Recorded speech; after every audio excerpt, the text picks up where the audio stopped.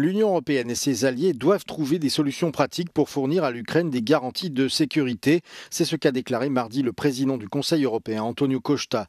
Ces commentaires interviennent après une vague de diplomatie entre les dirigeants européens, le président ukrainien Volodymyr Zelensky et son homologue américain Donald Trump.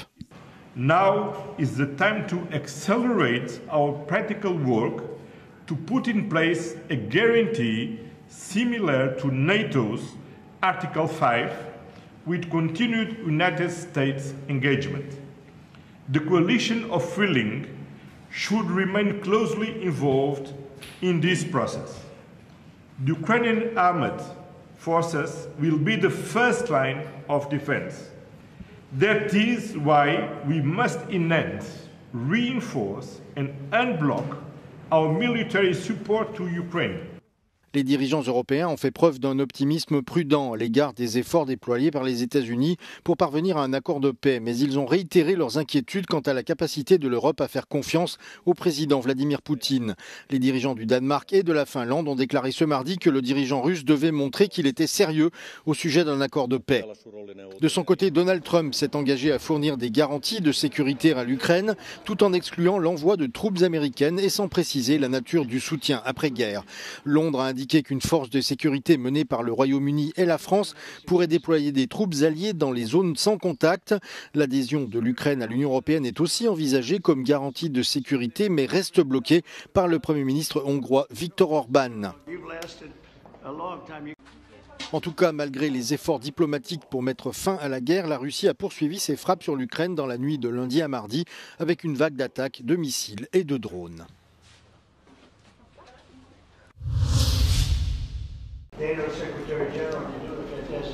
Du jamais vu, assis autour d'une même table à la Maison-Blanche, 5 dirigeants européens, la présidente de la Commission européenne et le secrétaire général de l'OTAN font bloc autour du président ukrainien pour soutenir ses revendications face à Donald Trump, en face duquel il est assis.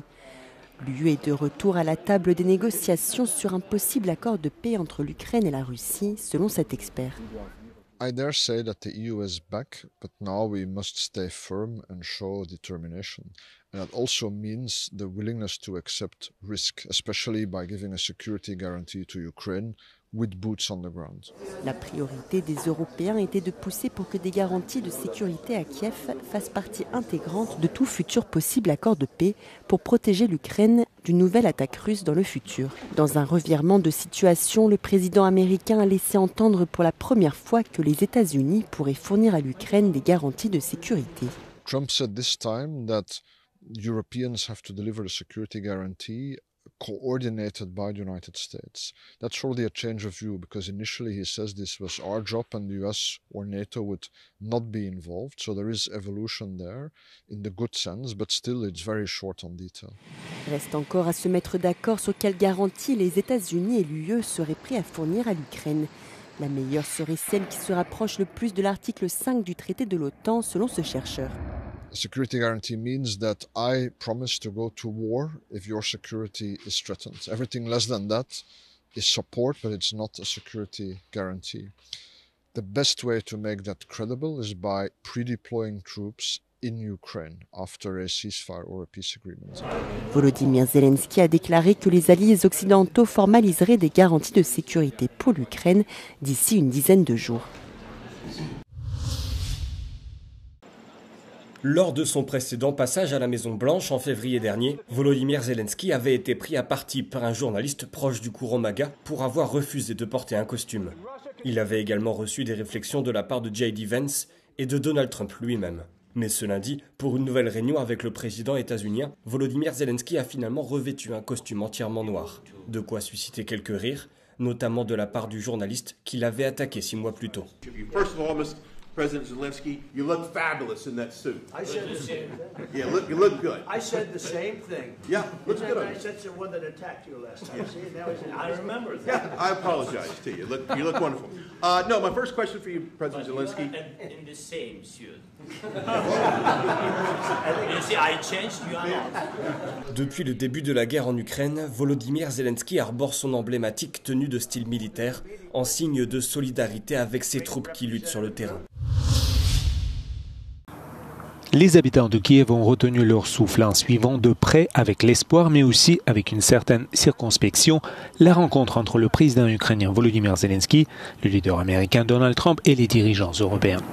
Lors du sommet à Washington, Donald Trump a évoqué une éventualité d'une rencontre entre lui, Zelensky et le président russe Vladimir Poutine dans le but de mettre fin à l'invasion de la Russie en Ukraine. Кожні перемовини дадуть нам якийсь позитивний результат. Тому вчорашні перемовини – це був історичний момент. Я думаю, ми всі тримали кулаки і кожен свідомий українець слідкував. Те, що це закінчення війни, я думаю, неможливо буде. Бо мені здається, якщо навіть і перемир'я в якомусь вигляді буде, це не закінчення війни. Бо це ворог, який не зупиниться на тому, на тих кордонах, які він зараз має.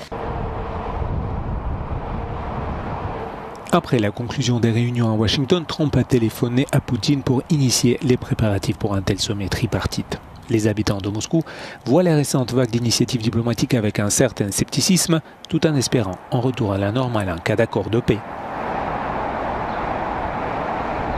Текущая конфликтная ситуация, она, конечно, изживет себя временем. Зависит ли от встречи с Трампом или не с Трампом, я не знаю. Но точно это пройдет, и точно мы придем к миру. Может быть, не очень скоро. Я думаю, прежде чем не договорятся о технических моментах на тему обмена территории, этой встречи не будет. Как только уже будет согласие сторон, тогда все произойдет очень быстро, и мы будем... Poutine a exigé que Kiev abandonne le Donbass, une région minière et industrielle dans l'est de l'Ukraine, mais Zelensky affirme que la cession de territoire à la Russie constituerait une place d'armes pour une future invasion. Un navire chargé de 1200 tonnes de nourriture pour Gaza a accosté en Israël dans un effort renouvelé pour soulager la crise qui s'aggrave alors qu'une famine sévit sur le territoire palestinien. Le bateau était parti de Chypre chargé d'une aide alimentaire telle que des pâtes, du riz, des aliments pour bébés et des conserves. Une fois débarqués en Israël, les employés de l'ONU ont organisé la distribution de l'aide dans des points de ravitaillement à Gaza par la World Central Kitchen, une ONG considérée comme le principal opérateur humanitaire qui fournit de la nourriture aux Palestiniens. Les livraisons par bateau permettent d'acheminer des quantités d'aide bien plus importantes que les largages aériens effectués depuis quelques semaines par plusieurs pays dans la bande de Gaza. Pendant ce temps, au moins 26 personnes ont été tuées mardi, selon un bilan fourni par des hôpitaux.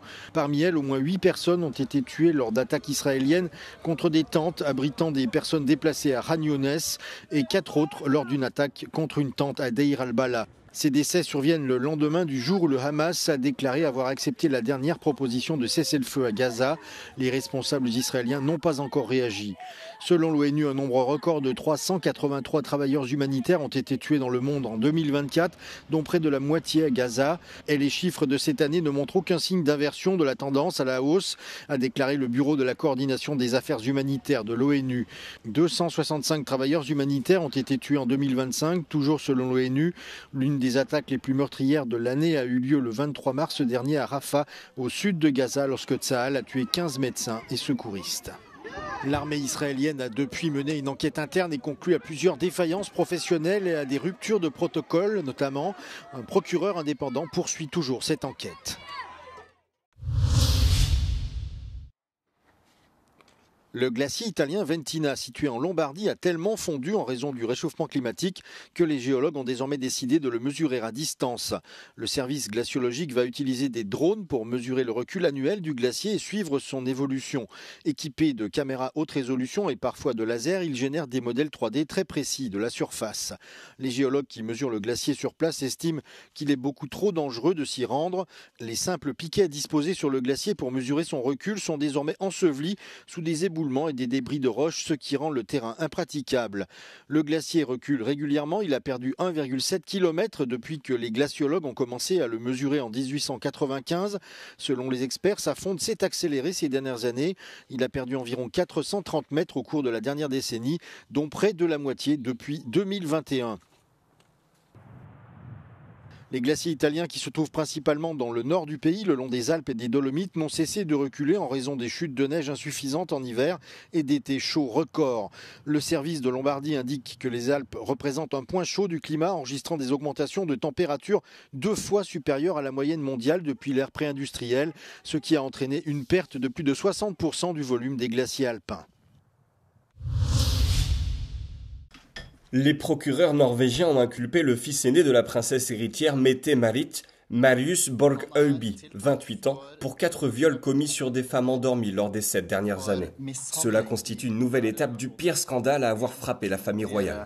Il doit également faire face à 28 autres chefs d'accusation comme maltraitance vis-à-vis de 2 anciennes compagnes, actes de violence, atteinte à la liberté et pour avoir filmé et enregistré des vidéos sans consentement. Il risque jusqu'à 10 ans de prison. Son avocat a déclaré que son client nie toutes les accusations d'abus sexuels et la majorité des accusations de violence. Le procès pourrait débuter en janvier de l'année prochaine et durer environ 6 semaines. Marius Borg-Øyby restera libre jusqu'à cette date, les procureurs ne voyant aucune raison de l'arrêter pour le moment. Sa disparition en octobre 2023 avait provoqué une onde de choc. 2 ans après la mort de l'acteur américain Matthew Perry, une femme, accusée de lui avoir vendu la drogue qui a causé son décès, a accepté de plaider coupable ce lundi. Connue sous le nom de la reine de la kétamine, Jasmine Sangha, 42 ans, est une citoyenne américaine et britannique. Les procureurs la présentent comme une trafiquante de drogue prolifique. Elle a accepté, dans une déclaration signée déposée au tribunal, de plaider coupable de 5 chefs d'accusation fédéraux, dont celui d'avoir fourni la kétamine qui a causé la mort de la star de Friends. Jasmine Sangha devient ainsi la 5e et dernière accusée dans l'affaire du décès par overdose de Matthew Perry à conclure un accord avec le procureur fédéral, évitant ainsi un procès qui était prévu en septembre prochain.